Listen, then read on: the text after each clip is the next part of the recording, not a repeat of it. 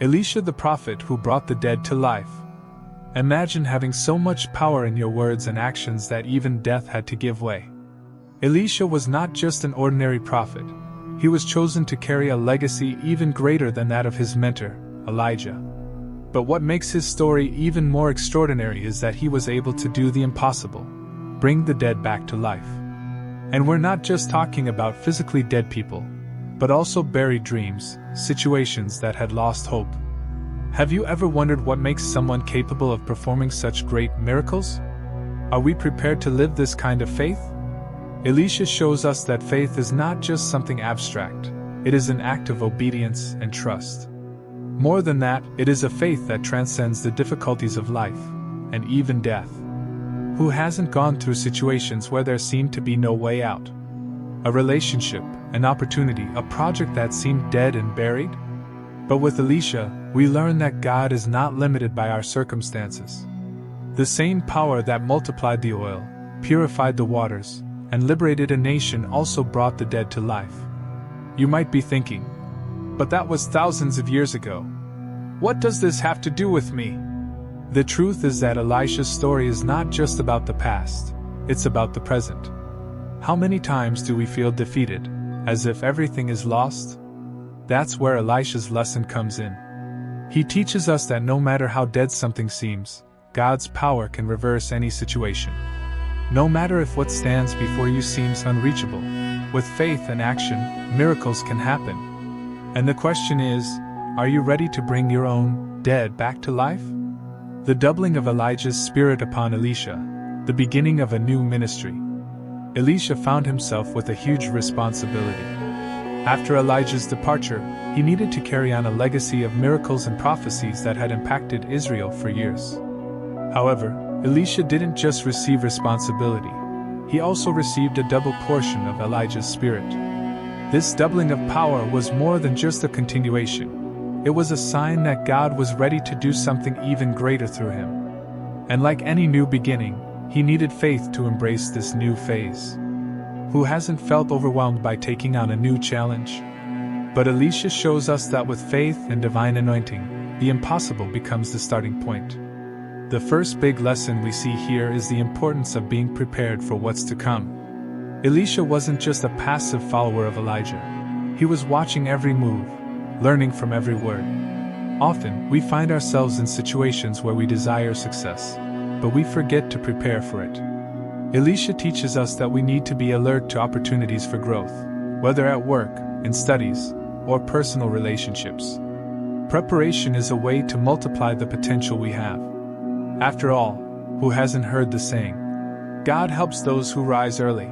Another crucial point is the Jordan River. It's no coincidence that Elisha's first miracle happened at this river.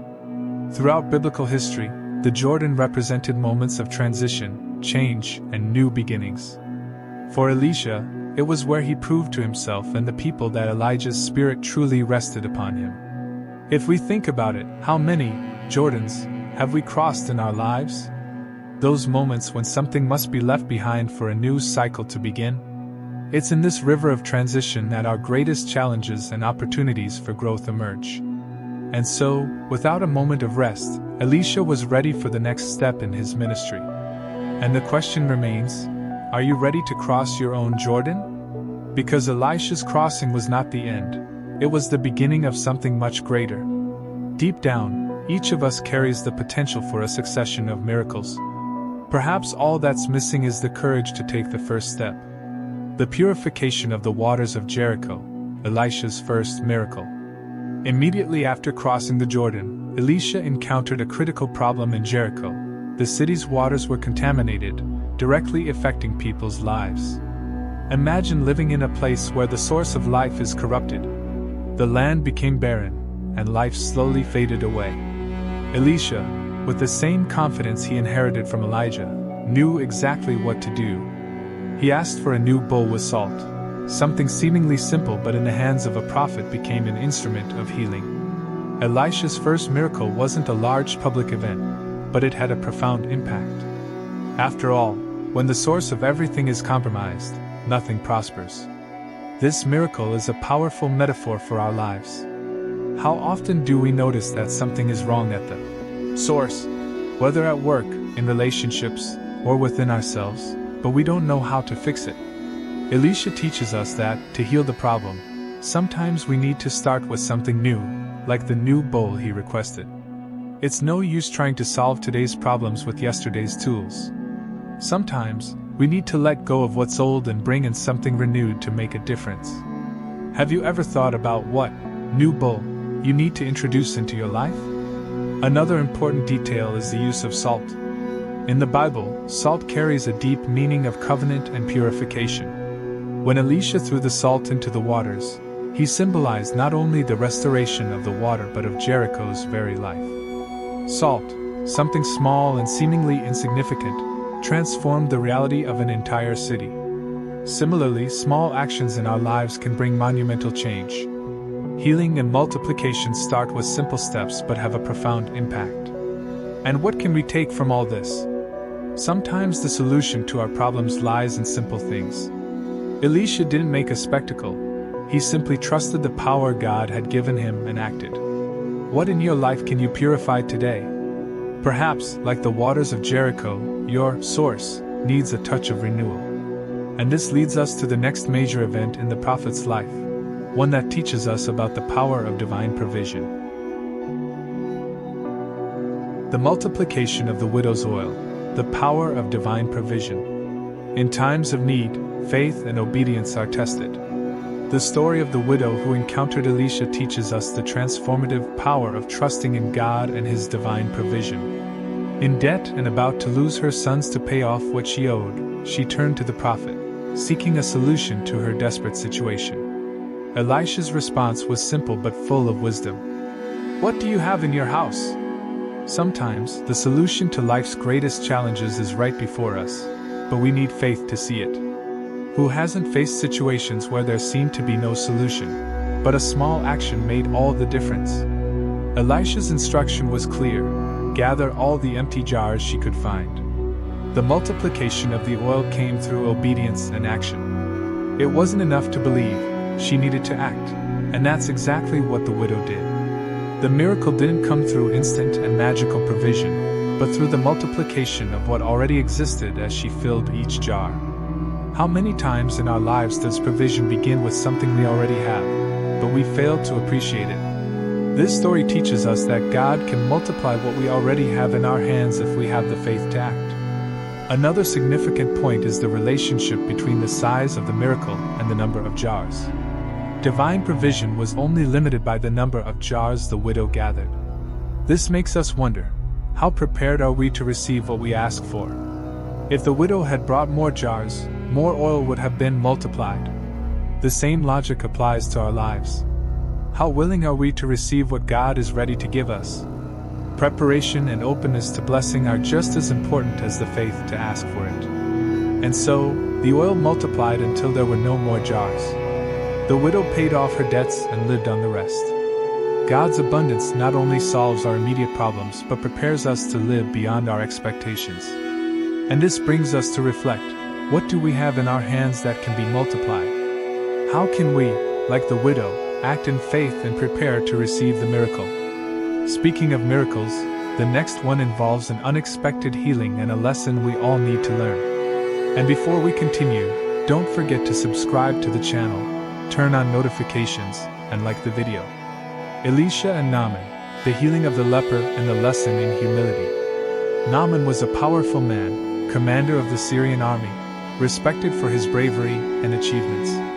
However, behind the armor and titles, he carried a disease that no status could cure: leprosy. Leprosy not only ate away at his body but also isolated him, making him a vulnerable man. In his search for healing, a young Israelite servant told him about Elisha, the prophet who had God's power in his hands. Without hesitation, Naaman traveled with his riches and power to Elisha's house, expecting the prophet to perform a great spectacle to heal him. Who hasn't imagined that a grand solution should come from a grand act? But Elisha shows us that sometimes the miracle lies in simplicity. When Naaman arrived at Elisha's house, he was greeted with a simple instruction: dip 7 times in the Jordan River. There was no personal meeting with the prophet, no grand ceremonies. For a man of his status, this simplicity was a blow to his ego. He wanted something more worthy of his position, but there was the lesson: the miracle isn't bought with power, wealth, or prestige. Often God invites us to step down from our positions of pride and recognize that true power lies in His Word, not in our deeds. Naaman nearly missed his healing because of his pride. How many times have we resisted a simple solution because it didn't meet our expectations? Encouraged by his servants, Naaman finally gave in and dipped in the Jordan. With each dip, his body was restored until his skin became like that of a child. This act of humility not only cured his leprosy but also transformed his heart. Naaman returned to Elisha, recognizing God's power and declaring that there was no other God but Israel's. The physical healing was only part of the miracle. The true miracle was the transformation of a proud man into someone who understood God's greatness through humility. This story makes us reflect on the times we resist simple solutions because they hurt our pride. Elisha teaches us that to experience the miracle, we must be willing to dip in the waters of humility. What in your life are you resisting out of pride? What do you need to do to be healed? And so, Naaman was transformed, but this was not Elisha's last miracle. The prophet still carried within him the power of resurrection, and the next story shows that even death was not a limit for God's power. The resurrection of the Shunammite's son, the power of life through the prophet. The Shunammite woman was a woman of faith but also of generosity. Recognizing Elisha as a man of God, she and her husband built a room in their house so that the prophet would always have a place to rest. In return for her kindness, Elisha, touched by her hospitality, prophesied that she would have a son, even though she was barren. And so it happened, the miracle of life manifested. However, years later, the boy, still young, fell ill and died. Imagine the pain of a mother who, after receiving such a precious gift, saw her son taken from her. But the Shunammite's faith did not die with her son. Instead of despairing, she mounted her donkey and went straight to Elisha. What does this teach us? That even in the face of death, hope can prevail. When Elisha heard the mother's cry, he didn't hesitate. He sent his servant Gehazi ahead with his staff, but the boy did not come back to life. Sometimes, the solution doesn't come immediately, even when we do everything right. But the Shunammite's persistence and Elisha's faith were greater than the reality of death. When the prophet arrived at the woman's house, he went into the room where the boy's body lay, and in a symbolic and powerful act, he lay down on the boy, mouth to mouth, eyes to eyes, hands to hands. With each movement, the warmth of life began to return to the boy's body. What seemed to be the end was actually just the beginning of another miracle. This episode is not just about the physical resurrection of a child, but about the power of faith and life that surpasses any barrier. Elisha was a vessel of God to show that death does not have the final word. And how many times, in our own lives, do we face situations that seem dead? A dream that doesn't come true, an opportunity that disappears, a relationship that breaks. The story of the Shunammite reminds us that when everything seems over, the miracle may just be beginning. What in your life seems hopeless?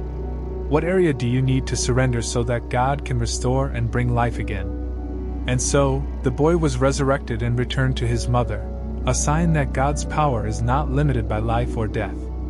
The Shunammite teaches us that faith, even in the midst of tragedy, can move mountains, or, in this case, bring the dead back to life. But Elisha still had many challenges ahead. Life in Israel was about to enter a devastating siege, and the prophet would again be an instrument of miracles in times of crisis. The siege of Samaria and the miracle of abundance, Israel's liberation through faith. Samaria was under siege. The enemy army had closed off all supply routes, and hunger gripped the city. It was a time of despair, where people resorted to unthinkable acts to survive. But even in the midst of this darkness, faith and God's intervention were about to change everything. Elisha, God's prophet, was consulted by the king, who blamed the Lord for the situation. In times of crisis, it's common to look for someone to blame, but Elisha, with unwavering confidence in God's power, made a bold prophecy. By this time tomorrow, there will be plenty of food. Who would have the courage to make such an audacious promise in times of misery? But Elisha knew the miracle was on its way. What happened next was something few could have imagined. For lepers, living outside the city, decided they had nothing left to lose. If we stay here, we die. If we go to the Syrians' camp, maybe they'll spare us. The decision of these men, considered impure and despised by society, triggered one of the greatest miracles of provision in Israel's history. When they arrived at the enemy camp, they found that the Syrian army had fled, leaving everything behind: food, gold, silver. God had confused the enemy, making them believe they were under attack by a great army. Who would have thought that a nation's salvation would come through people no one expected? The lepers, after initially feasting alone, soon realized that the abundance wasn't just for them. They returned to the city to announce the good news. Elisha's prophecy was fulfilled. From one day to the next, the city on the brink of starvation was flooded with abundance. God's provision didn't come through conventional or expected means. Sometimes we expect solutions from sources we deem appropriate, but God often uses the unexpected to perform His miracles. Have you ever thought that, like those lepers, something you don't value today could be the channel for a great transformation in your life? The siege was broken, and the people were able to experience the promised abundance. What we learn here is that even in the darkest moments, God can bring provision in ways we never imagined. And so, with the end of the famine, the people of Israel were freed. But this would not be Elisha's last miracle. The prophet still had a final mission, an act of faith and obedience that would bring victory over Israel's enemies. The miracle of the arrows, Elisha and the victory over Israel's enemies. In his final days, Elisha still had a word of victory for Israel. King Joash went to the prophet seeking guidance on how to defeat the enemies surrounding him. Although Elisha was gravely ill, he didn't let his physical condition stop him from fulfilling his mission as a prophet. He ordered the king to take a bow and arrows, and in a symbolic and prophetic gesture, Elisha placed his hands over the king's. This represented God's hand guiding Joash's steps and ensuring that victory was certain if he followed the plan in faith. Sometimes, in moments of weakness, God reminds us that our strength comes from Him. Elisha then instructed the king to shoot arrows out the window towards the east, in the direction of enemy territory. Each arrow symbolized a victory. The prophet declared, "The arrow of the Lord's victory, the victory over Syria." It was a powerful affirmation that God was in control and that the battles the king would face were already won if he maintained his faith and followed divine instructions. However, when Elisha ordered the king to strike the ground with the arrows, Joash struck only 3 times and then stopped. This small gesture revealed his lack of full understanding and faith in what God was promising. Elisha was indignant. "If you had struck the ground 5 or 6 times, you would have completely defeated Syria. But now you will only win 3 times. What Joash didn't realize was that his limited actions reflected a lack of confidence in God's plan.